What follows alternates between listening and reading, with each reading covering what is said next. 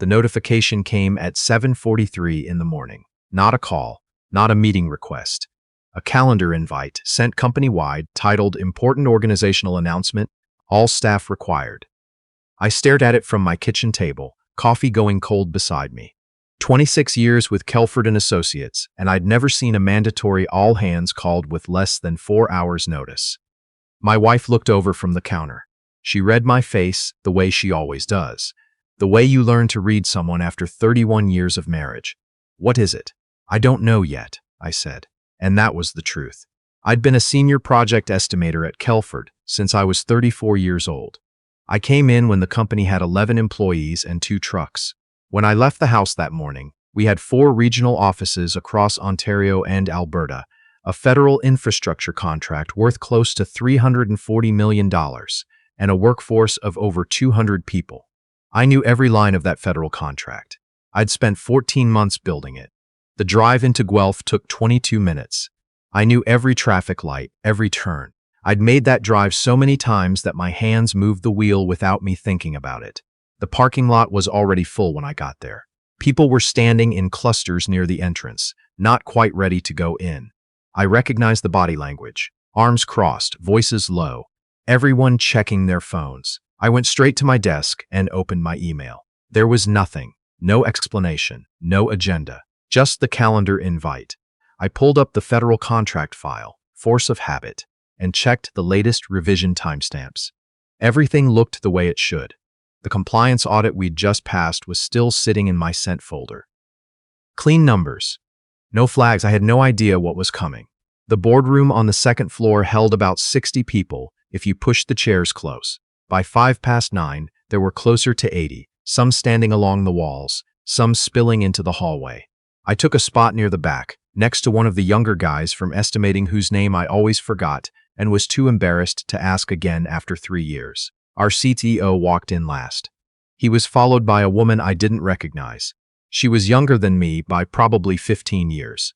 Sharp blazer, hair pulled back, the kind of stillness that usually means someone's rehearsed what they're about to say several times. He introduced her as the new vice president of operations, brought in from a consulting firm based in Calgary. Her name was Renata. She smiled at the room. I felt nothing yet. Just watched. He spoke for about 4 minutes, words like restructuring and strategic alignment and positioning for the next decade. The kind of language that fills a room without saying anything. I'd heard versions of it before. Usually it meant a reorganization of some kind, reporting lines shuffled, a few roles consolidated, nothing that kept you up at night. Then he said my name. Not in introduction, not in recognition. He said, as part of this transition, the senior estimating role currently held by, and here he said my full name, both names, the way you do when you're making something official, will be absorbed into the new operation structure under Renata's leadership. I remember the exact sensation, a kind of ringing, not in my ears, more like in my chest. He kept talking. Something about a gracious transition period. Something about contributions over many years. I heard the words the way you hear a radio in another room, present but distant. Renata was looking at me, not with cruelty. That almost would have been easier. She was looking at me the way someone looks at a piece of furniture they're deciding whether to keep.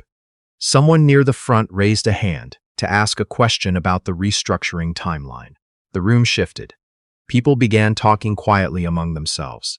And I stood there against the wall while 60-some people carefully avoided making eye contact with me. I want to tell you I said something. I want to tell you I walked up to the front of that room and asked for an explanation, or at least a private conversation, something with a little more dignity than a calendar invite and a boardroom with folding chairs. I didn't. I stayed through the end of the meeting. I shook the hand my boss offered me afterward, and he did offer it to his credit, though he couldn't quite meet my eyes. I went back to my desk. I sat down. My coffee from that morning was still in my bag, still cold. The young guy from estimating, the one whose name I'd never learned, stopped by my desk around noon. He put a hand briefly on the edge of my monitor and said, "That wasn't right." Then he walked away. It was the kindest thing anyone said to me that day. I spent the afternoon going through my files. 26 years of project documentation, correspondence, site assessments, federal bid packages. I'd always kept meticulous records. My old manager used to joke that if the building ever burned down, the only thing they'd need to rebuild the company's institutional memory was my filing system. I'm not telling you that to brag. I'm telling you because that habit, that quiet and entirely unglamorous habit of documentation, turned out to matter more than anything else in this story. There was one file I thought about more than the others as I packed up my things over the following week. The federal infrastructure contract, what we called internally the Wellington Corridor Project, was the largest single contract Kelford had ever held. It had come out of a competitive federal tender process that took nearly 2 years. I had been the primary contact on our end throughout the whole process. I knew the compliance requirements the way I knew my own address. I knew the reporting schedules, the audit checkpoints, the conflict of interest disclosure requirements.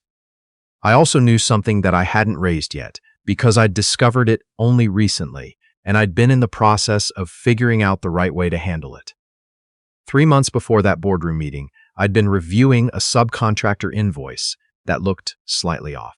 Nothing dramatic, a number that didn't match a previous submission. The kind of thing most people would assume was a clerical error and move on. I didn't move on. I spent 2 evenings going back through subcontractor agreements, comparing them against the federal contract's procurement requirements.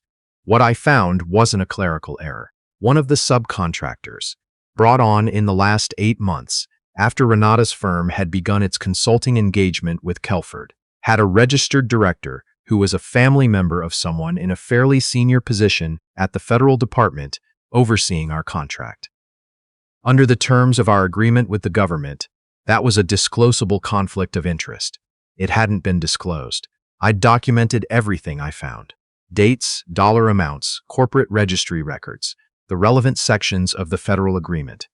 I had it all in a folder on my personal drive because I'd been uncertain about the right channel to raise it through internally, and I hadn't decided yet. When I was let go, I took that folder with me, not because I planned to use it. I wasn't thinking strategically at that point. I was just a 60-year-old man who'd spent more than half his working life in a company that announced his exit at a mandatory all-hands meeting with 80 people in the room. I took it because it was mine. I'd built it on my own time, and I didn't want to leave anything behind that I'd made. My daughter called me that evening. She's 32, lives in Waterloo, works in public health. She has a way of getting straight to the point that I suspect she did not inherit from me. "What are you going to do?" she asked. "I don't know," I said. "Okay," she said. "But you're going to be fine." I didn't believe her. I appreciated that she said it anyway. The financial reality set in over the following weeks. I had a good severance. Kelford wasn't cheap about that, and I'll give them that much. But my wife and I had been counting on 3 more years of my salary to finish paying off our house in Fergus, and to help our youngest through the end of his degree at the University of Guelph. He was in his 3rd year of engineering. Tuition alone was running close to $9,000 a semester. We'd been covering it without loans because I'd been careful, because I'd saved the way my father taught me to save, because I believed that if you put in the work, the ground doesn't move under you.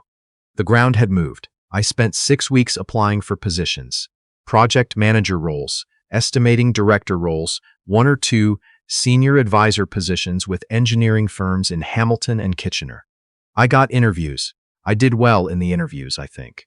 But there's a specific look that happens when a hiring manager sees your most recent role listed as Senior Project Estimator, 1998 to 2024, and does the mental arithmetic.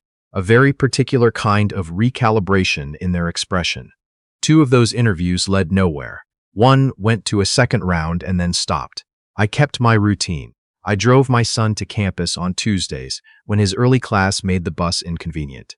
I made dinner on the nights my wife worked late. She's a nurse. Hospital shifts run long. I walked in the mornings. I didn't tell many people what had happened. Not because I was ashamed exactly. More because I didn't want to spend my energy on the explaining. The thing about documentation is that it doesn't expire. Somewhere around month 3, a former colleague of mine, someone who'd left Kelford about 5 years earlier to work at a federal infrastructure oversight body, reached out. He'd heard through the industry grapevine The way things travel in a field this specific. He asked how I was doing in the careful way that means he already knew the answer.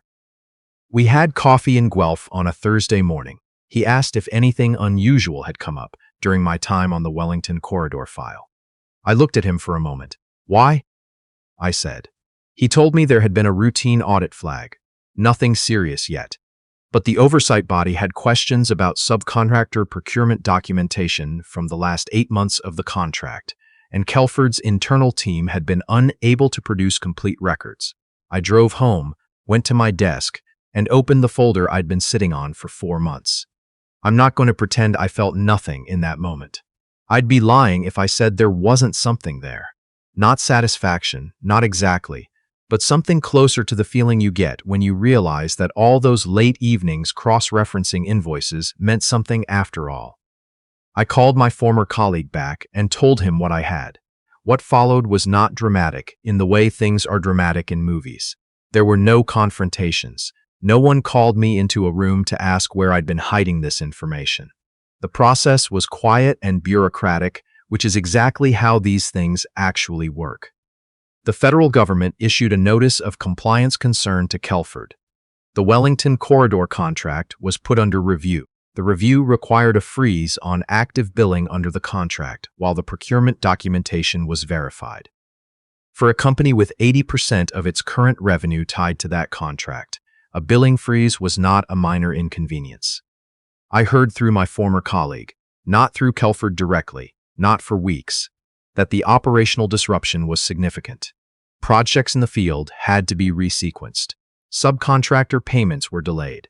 Some subcontractors started asking questions of their own. The contract wasn't canceled. I want to be clear about that. The compliance issue I'd found was real, but it was ultimately resolvable. What it did do was stop the project cold at a very bad moment and expose some procurement decisions that, I'm told, were difficult to explain. Renata left the company. I don't know the details. I didn't ask. 11 weeks after my former colleague and I had coffee, I got a phone call from a number I didn't recognize. The area code was 613, Ottawa. The man on the other end introduced himself as a senior director at a federal crown corporation focused on infrastructure planning. They had a contract evaluation function that needed someone with deep experience in project compliance and federal tendering. They'd gotten my name through, and here he paused briefly. The oversight body. The role was a 2-year contract with renewal options. Based in Ottawa, but with flexibility to work remotely for a significant portion. The salary was 30% higher than what I'd been making at Kelford. I was 60 years old. I'd spent 26 years building someone else's institutional memory. I hadn't planned for any of this. My son was in the kitchen when I hung up the phone. He was eating cereal at 10 in the morning, which is a privilege of being a university student that I have never begrudged him. He looked up from his bowl. Good call, he said. Yeah, I said. Good call.